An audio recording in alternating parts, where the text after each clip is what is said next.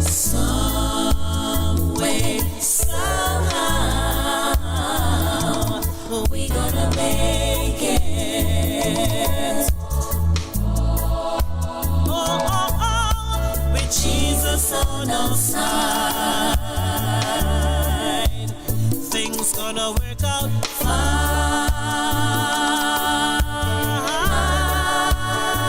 Oh, we gonna make it. We gonna make it. Some way, somehow, we gonna make it. Some way, somehow, we gonna make it.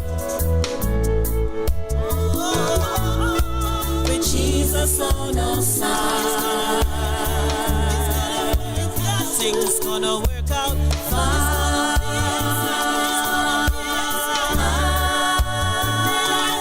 We gonna make it. We gonna make it. We gonna make it. We gonna make it.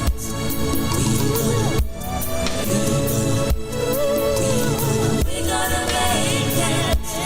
Just fine. Wait and see. You just wait and see. We gonna make it. We gonna make it.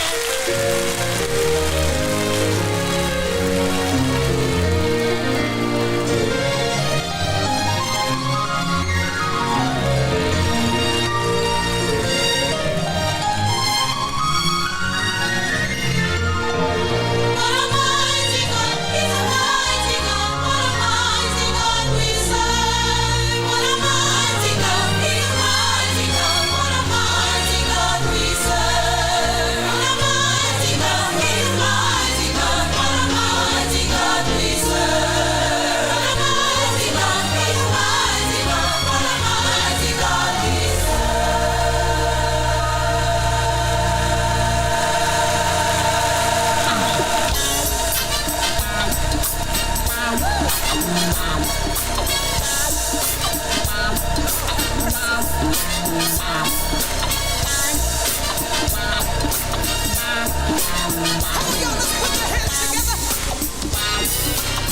What a mighty God we serve.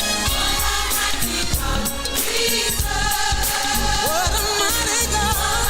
Oh. Angels bow. Heaven and earth. What a mighty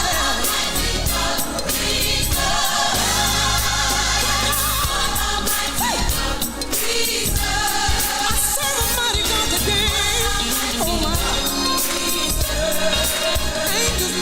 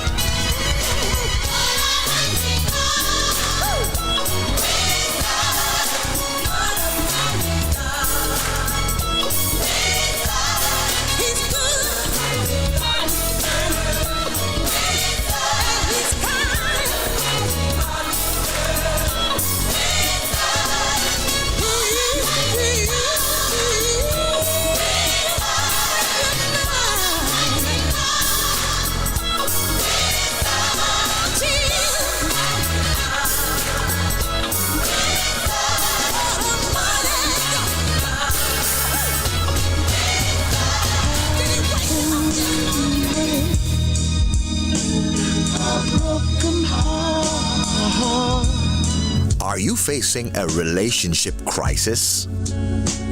Don't know what to do next? Call our family counseling office and get the help you need today. 954-533-8187. 954-533-8187. Help me mend my broken heart.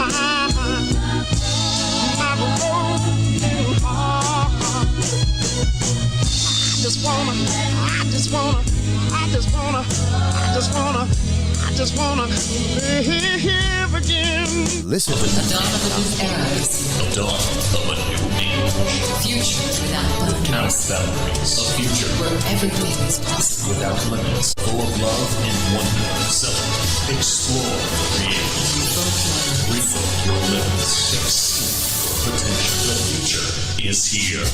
New Season Worship Center, located at 4660 North University Drive. Welcome to a brighter future. Good evening, new season. Good evening. Awesome to be here with you guys once again on this awesome rainy Thursday. I was gonna say gloomy, but it's not gloomy. It's just rainy. It's just perspective. But awesome Thursday. Awesome to be here with you guys once again. Good evening, Facebook family. Good to see you there.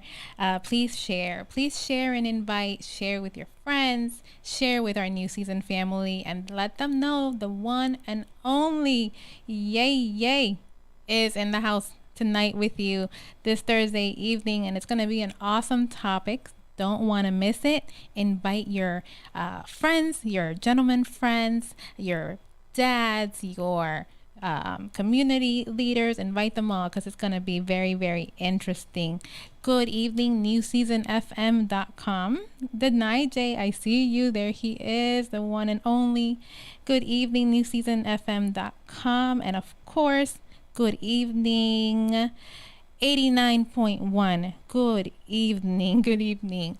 And so, here we are, and we have a great topic. So, as you guys know, I bring to you topics that have to do with inclusion, topics that have to do with inclusion in the community, inclusion and diversity, services that are out there for all people, specifically individuals with disability and different needs that perhaps may not know where to go or who to talk to, and or what the laws are to protect them in different areas of our lives, whether it be community, whether it be employment, whether it be medically.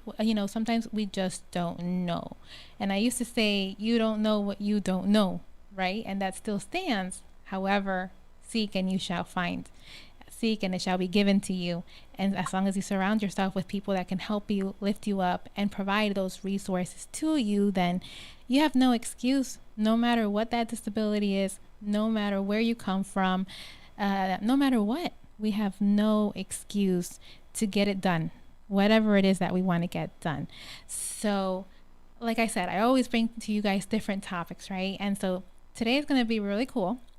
We do have a guest that is on the line with me. I'm going to introduce shortly.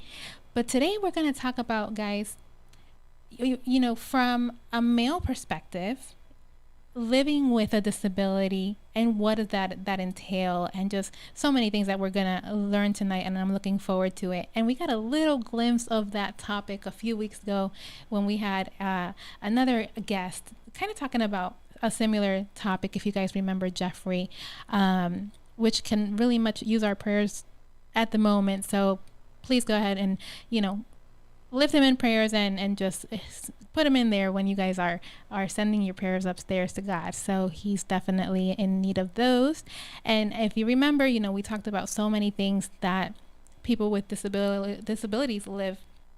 And especially, with ourselves, that sometimes we can be our own worst enemy as it pertains to our progress and how far we get in life, or how far we don't get in life. Sometimes we stay stuck. And so what are the things to help us overcome those obstacles and those battles thrown at us, day after day, year after year. More so, not so much our own barriers, but societal barriers thrown our way by maybe those around us, or work related, or standards and expectations that perhaps we want to live by, yet we don't realize that we should be setting our own expectations and our own standards according to our ability to reach those in society. So to talk to us a little bit more about that, I have on the line with me Mr. Brian Johnson. Good evening. Mr. Johnson, can you hear me? Good evening, Mr. Johnson. Can you hear me? Yes, I can. Good evening. Thanks for having me. There you go. That was on my end. I apologize. So thank you for taking the time to be here with me this evening. And just to give our listeners a little background, Mr. Brian Johnson and I have known one another for quite some time. I'm still young and 21, but it's been about 10 years or so, right? Sounds like about right. We'll go with that.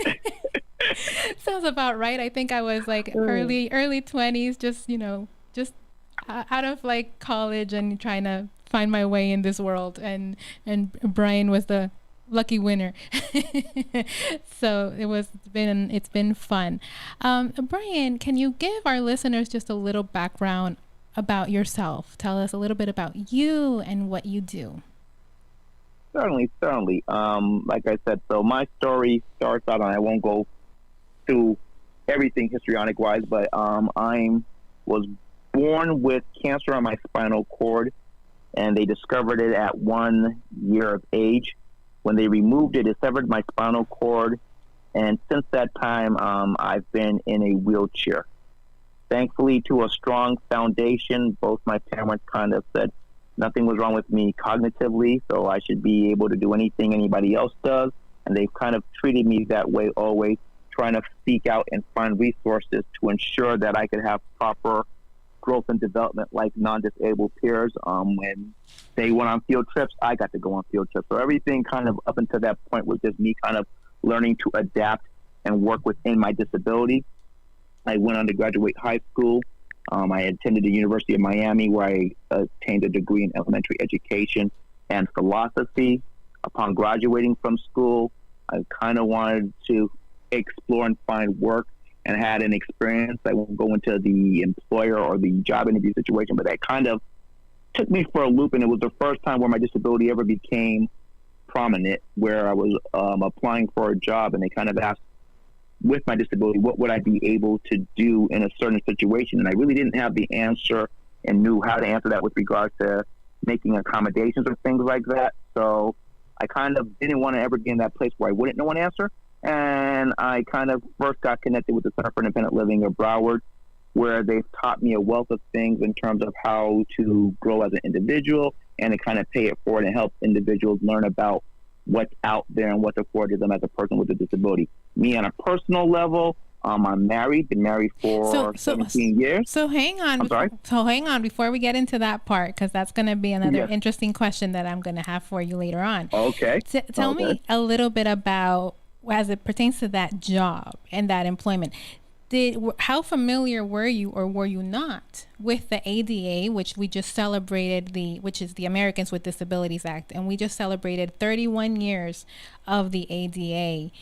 How did that play into that experience? And if it didn't, then how would you say it would play now should that situation happen to you or to someone, one of our clients, now in 2021?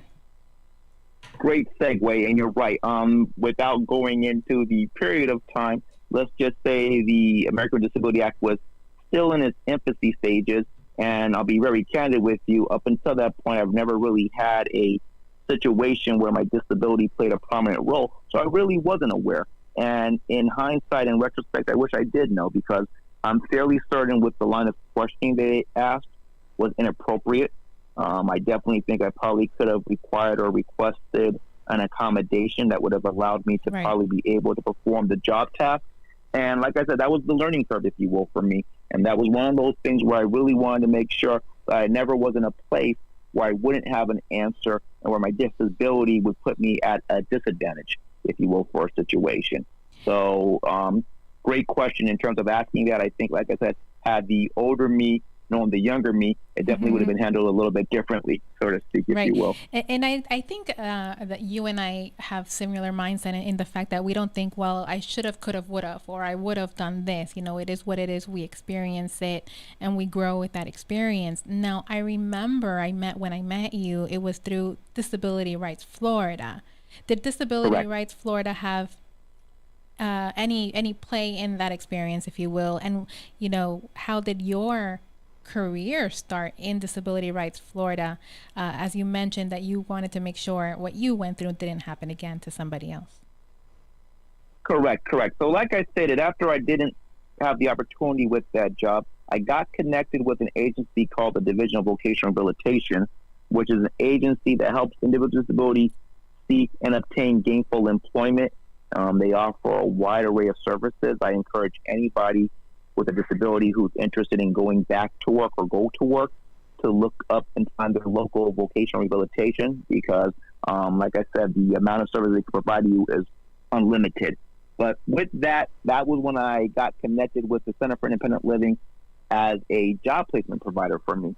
And I worked with the employment director at the time, and just with regards to my skill set and kind of explaining the situation, they took a keen interest in me and offered me an opportunity at part-time work. I was just ecstatic that somebody thought enough of me to think that I would make a good employee. So, of course, I jumped at the opportunity. With that, kind of like a sponge, I tried to soak up everything I could. I learned about different disability laws. I learned about different programs that are able to be offered at the Center for Independent Living. And as I continued down my path, one of the things that I kind of said at the beginning of the story that older me would have told younger me a lot of different things, I ended up becoming the first youth service coordinator probably at the Center for Independent Living in Broward. And with that, we applied for a grant called High School High Tech.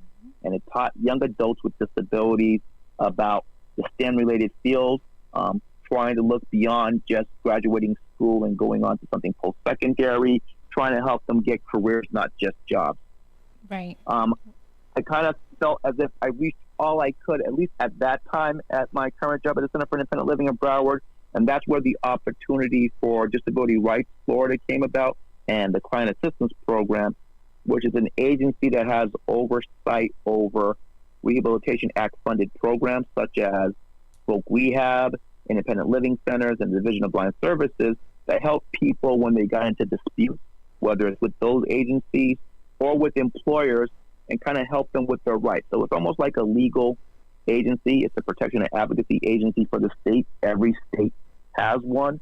And my role there was to ensure that people with disabilities rights weren't violated as it pertains to employment. So I kind of did that for several years and helped people receive medical treatment, helped people go to school, help people identify barriers with their employers and get those resolved as need be and stuff like that. And it was a wonderful job, and it was a wonderful opportunity, like I said, just working with individuals and helping them kind of get on that path towards gainful employment and kind of help them, quote unquote, if you will, be productive in society. So that kind of, like, definitely would have been kind of something I wish I knew of when old me had that situation. But now that I know of it and I have a greater awareness of different disability laws, I'm always trying to find out what's out there and what's the cusp for people. Absolutely. And I think that is the most rewarding part of what we do as, in our jobs and also as advocates, because once you go through those kind of situations and you learn the tools and the things that helped you overcome, then you become an advocate. Like I say, whether we like it or not, we become a community advocate for all those in need. So I think it's awesome that we get to use our experience and even use those resources that helped us as Center for Independent Living did for me in gaining our independence. So when we as individuals with disabilities, I know one thing that I would always ponder about and just in conversations with other people, especially the people closest to me, is what does independence mean to you, right? So in society, as I say, societal standards is, you have to do certain things by a certain age. You have to, move out. You have to be married. And so the difference between those societal standards of what independence means. Tell me a little bit about Brian Johnson's state of mind as it pertains to your independence. When did you have that moment where you considered yourself a person first that was able to become independent despite the disability that you were facing? Certainly. Well, I've been blessed. I think more so my parents and my immediate family was always a great foundation for me. So for better or worse, cockiness or not, I've always had kind of that mindset or mold that my independence isn't going to look like somebody else's, and that's Right. okay. Yes. Because it is really individualized. I always like to use an example. I'll never be able to cut my grass, but if I could at least contact the lawnmower man or contact somebody who could do that, You could that's do still it. me having independence, if you will, to a degree. So Right. I think independence looks different for each individual, but you do have to identify what that looks like for you. Like I said, whether that's transportation, whether that's employment, whether that's where you're at living. You have to identify what the goals are you want to work on, and don't be scared to not achieve them. I would be less than sincere if I said everything I've ever set out to do in life I've done or did the way I wanted to.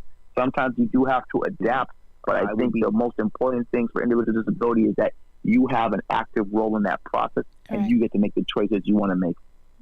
So it's important to understand, and I talk about that constantly, and I think it's very important. Like I said, so and we're drilled what independence and even what inclusion is. That's what I was going to say. But independence should be, but in reality is, what is your version of independence? So now it's not, let me help you become independent. It's let me help you reach your level of independence, and whatever that means to you, because it truly does mean something different for everybody, as a whole, for everybody. And so Brian doesn't know this, but I kind of did some homework on Brian on Brian, and so I want to ask you, or actually as part of the conversation, I know, for example, you're a homeowner. You as you were going to mention, you were married and you have children, you have pets, and so you own obviously vehicles, etc. So that is a level of independence that you have been able to obtain for yourself. And so can you walk me a little bit through that process and those experiences? Do you consider those experiences to have been harder for you as someone with a disability, or, would it have been pretty much the same as anybody else? Oh, well, each one of those that you just discussed is unique and different. I mean, even from something as simple as the vehicle, there were certain vehicles right off the bat, due to my disability and what I needed for my adaptations, that I knew I wasn't going to be able to purchase. Once again, just even the learning of driving.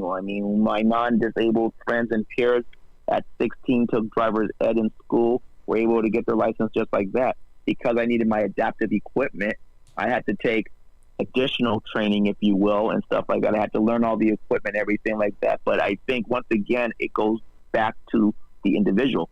I knew that was something I wanted. I wanted that autonomy. I wanted that independence to be able to drive. So that certainly looked a little bit different. Like I said, not to be braggadocious, when it came to dating and stuff like that, I probably put no limitations on myself, and I was blessed and lucky enough to find my high school sweetheart, and we got married and we did have kids. But that was with a challenge within itself. Like I said, just because of the nature of my disability and things like that. So we did have to go seek out things to make it happen, but I've never been more blessed or happier than that in my life.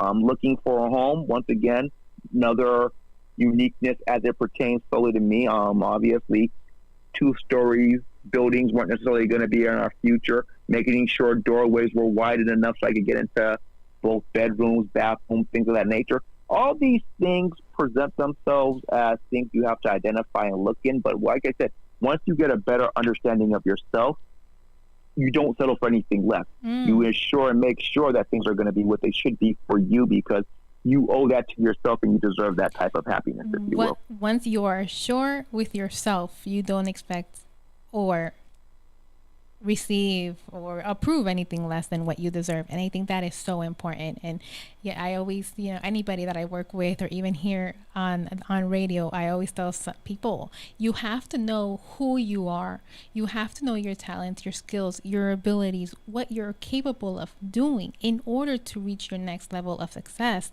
or in order to reach your level of independence, and whatever that means to you, versus societal standard of what that independence should be for you, if that makes sense. So I think that was a great point. That is very, very important. And as you mentioned, Brian, you are happily married. You have 2 beautiful children that I have seen from very, very young, and now they're all grown up. And that just lets you know how time flies. Tell me a little bit about that experience. Do you feel that it was just an experience like anyone else, or what would you consider to have been some hardships or anything of that sort as it pertains to, from when you guys met and you were high school sweethearts and now you're married with 2 children? Well, I mean, like I said, the dating aspect and stuff like that, just because of my makeup, was pretty straightforward and simple, I think. I think the part of the kids, and just like I said, in terms of some of the things you take for granted in terms of the child seat, being able to carry the kid, get them out the bathroom, and all those things you have to look at. I mean, even the crib we had to select, I had to make sure that it was something that I'd be able to use so that I could get the kids in and out if I needed to assist in that regard. I guess in hindsight, I could have had wifey do all the job, but I didn't think of it that way. So that being said, I wanted to be as inclusive and participate as much as possible. Absolutely. And like I said, I think my kids have been blessed because I think they're a little bit open-minded. Yes. When they see individual disabilities and things of that nature. It's not a total shock to them. They understand that they see the struggle that dad goes through, whether it's getting into the shower or whatever the case is. And I hope it makes them have a greater sense of awareness and pride in terms of how they interact and work with individuals and things of that nature, if you will. I think that is so important. I think that whether you're an individual that has a disability and becomes a parent or not, I just think all children should definitely be aware and exposed, if you will, to all people in society, whether it's any difference, including disability, and that kind of creates a certain level of empathy. And I talk about that here in ministry and at church, and the kids never ask any questions, and I always say to them, or there's certain conversations that we will have, and the things that they consider different between themselves and me is adorable, and it has nothing to do with a disability. So definitely, the more they're exposed to all people and all of society, so much better for them in the long run, as citizens living in our community. And at the end of the day, they're going to be the ones to provide the jobs in the future. They're going to be the educators. They're going to be the professionals. And we definitely want to train them up to be, the best they can be, and inclusive and all of that. I think it's awesome.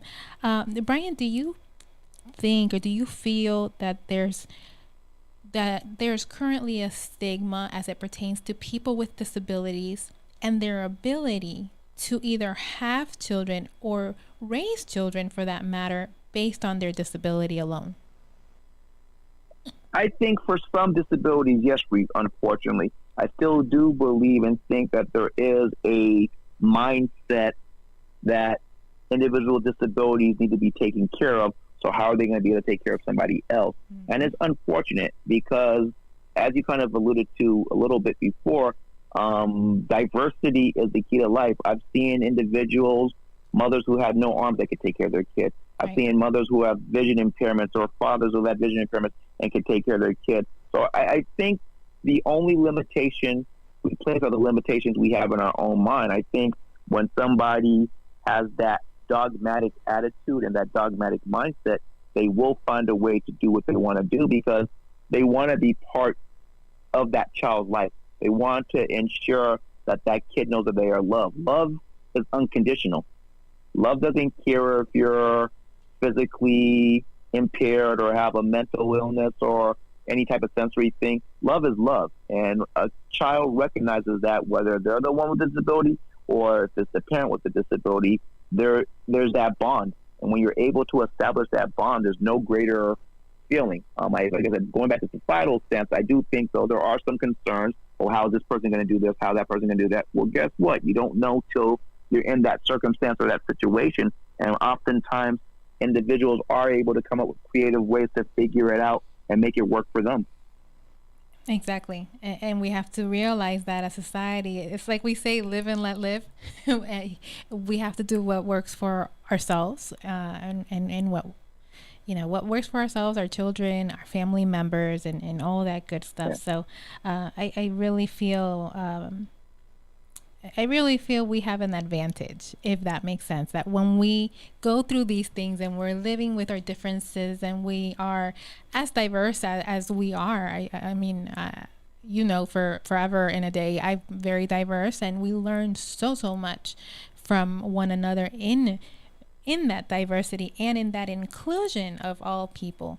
I always say disability doesn't discriminate, so why should we? It could happen at any moment. I love it. And the mindset I always say is that, and like I said, never stereotype, but to me, people with disabilities are the most creative people because we do have to conform to normal societal things, but we find all sorts of creative ways to ensure that we are able to participate and be part of it. So definitely don't sell us short. Give us an opportunity to show you what we could do and stuff like that. Love it. I love that. And like I say when I do speeches, and you have to be creative in the way that we think. We have to use that which we have been given to create a unique us, and creating a unique you, a unique me is definitely not what society expects us to be or wants us to be. So most times. So I love that. So Brian, my last question to you, what advice would you give young men that might be listening and watching that have any kind of disability and are kind of in that struggle of identity of, I don't know what to do, I don't know what the future holds? What would you tell them to motivate them to keep going and not give up? Well, I mean, there's a couple of different things I would say that's kind of cliche, but kind of fit the mold. One, label jars, not people. So don't let anybody place a label on you. You can achieve whatever your desires are. Like I said, it may not be in the natural sense that somebody else may do it, but you still have opportunities presented to you. Like I said, take advantage of it. We happen to reside in, to me, one of the greatest places in the world where there's so many resources out there. Things like what you're doing is wonderful because it gives people ideals and opportunities to kind of learn what's out there. But there are so many wealth of agencies that are out there that can provide assistance and guidance to help somebody, any young adult, disabled or not, but specifically those with disabilities, to kind of become a better you. There's so much support. Yes. There are so many different groups that are out there that can provide guidance and assistance. And just always continue to ask why. Don't settle for no. Like I said, just because you can't do it one way doesn't mean there may not be another opportunity that presents itself or another way of looking at trying to address the barrier. And like I said, I don't believe anything is a problem. I think there's our barriers sometimes, and we just have to find a way to resolve them. Absolutely. Absolutely. And not letting anybody tell you no or you can't. You can and you will get it done as long as you have the will to make it happen. Brian, thank you so much. It's been an honor to have you. And hey, there's no giving up in our world. So let's keep pushing, keep working, do what we got to do and make it happen. Well, thank you for the opportunity, Yesse, to speak, and I appreciate it. Continue doing what you're doing and keep doing great things. All right? Thank you, sir. Have a great evening. You too. Take care. Bye-bye. So, guys, that is a testimony that all things are possible. All things are possible no matter what. No matter what your disability is, no matter your background, you can and you will get it done. It's all about your mindset. So I hope you guys enjoyed that. Please share and invite for anyone that you may know around you in the community living with a disability or some kind of difficulty at all. Share. And don't forget to support your favorite radio station, here, New Season Gospel FM. Ways to give are on the screen as always. You guys know to Cash App, $New Season WC. Zelle at 954-536-1821. Right on the website, newseasonfm.com, because there is no us without you. So please support your favorite station, and I will be back with you guys next week for another episode of Yes with Yesse. And of course, join us on Monday morning, Monday morning for Latino Monday. It's going to be a lot of fun as always. An honor and a pleasure to be here with you guys. So don't forget, share, and subscribe. Guys, subscribe to our YouTube channel, New Season Gospel FM. Until next time, we will see you tomorrow morning again for the Pastor Steve show alongside Pastor Miss Debbie Ann Henry. And I got the name right, y'all. Pastor Debbie Ann Henry and Pastor Steve tomorrow morning at 8 o'clock. You don't want to miss it. So see you guys next week.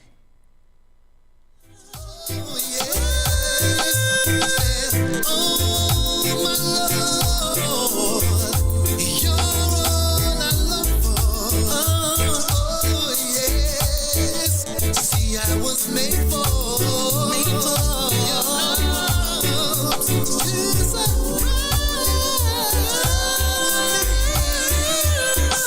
He's faithful. Oh, yes, he is. And the morning sunrise. Oh, yes, he is. Oh, and he's sacred as a love can be.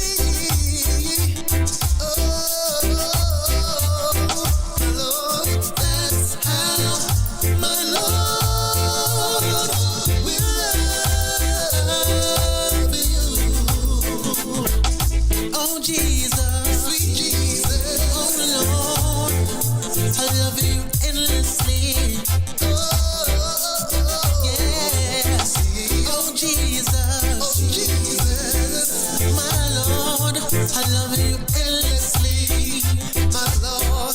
Just for saying.